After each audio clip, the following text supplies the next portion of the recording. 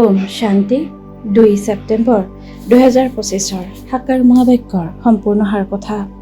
মৰমৰ সন্তানসকল, তোমালোক বিশ্বত শান্তি প্ৰতিষ্ঠা কৰাৰ নিমিত্ত হোৱা। সেইকাৰণে তোমালোক কেতিয়াও অশান্ত হ'ব নালাগে।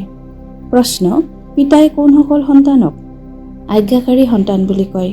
উত্তৰ: পিতাৰ যিটো মুখ্য আজ্ঞা যে সন্তানসকল অমৃত বেলা পুৱাতে উঠি পিতাক স্মৰণ কৰা, এইটো মুখ্য আজ্ঞা যিসকলে পালন কৰে। পুৱাতে স্নান আদি কৰি সজীৱ হৈ নিৰ্ধাৰিত সময়ত স্মৃতিৰ যাত্ৰাত থাকে। বাবাই তেওঁলোকক সুসন্তান অথবা আজ্ঞাকাৰী বুলি কয়। তেওঁলোকেই গৈ ৰজা হ'বগৈ, কুসন্তানসকলেতো ঝাৰু মাৰিবগৈ। ধাৰণাৰ বাবে মুখ্য সাৰ: 1.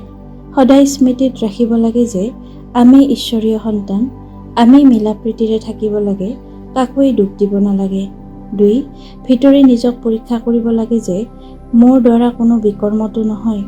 অশান্ত হোৱা বা অশান্তি বিয়পোৱাৰ অভ্যাসটো নাই। বৰদান: পবিত্ৰতাৰ শক্তিৰে সদায় সুখৰ সংসাৰত থাকোঁতা বেগমপুৰৰ বাদশ্বাহ হোৱা।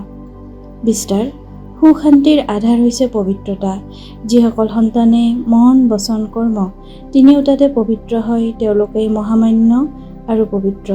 য'ত পবিত্ৰতাৰ শক্তি আছে, ত'ত সুশান্তি স্বতো আছে। পবিত্ৰতা সুশান্তিৰ মাতৃ। পবিত্ৰ আত্মাসকল কেতিয়াও দুখী হ'ব নোৱাৰে। তেওঁলোক বেগমপুৰৰ বাদশ্বাহ হয়। তেওঁলোকৰ মুকুটো অনন্য আৰু আসনো অনন্য। লাইটৰ মুকুট পবিত্ৰতাৰেই চিহ্ন। শ্লোগান: মই আত্মা, শৰীৰ নহয়। এইটো চিন্তন কৰাটোৱেই স্বচিন্তন। অব্যক্ত সংকেত: এতিয়া একাগ্ৰতাৰ অগ্নি প্ৰজ্বলিত কৰি যোগ জ্বালা ৰূপ কৰি তোলা।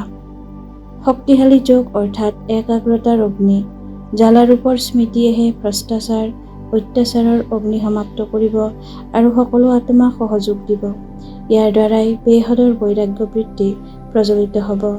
স্মৃতিৰ অগ্নিয়ে এফালে সেই অগ্নিক সমাপ্ত কৰিব, আনফালে আত্মাসকলক পৰমাত্ম বাৰ্তা শীতল স্বৰূপৰ অনুভূতি কৰাব। ইয়াৰ দ্বাৰাই আত্মাসকল পাপৰ অগ্নিৰ পৰা মুক্ত হ'ব পাৰিব। ওম শান্তি।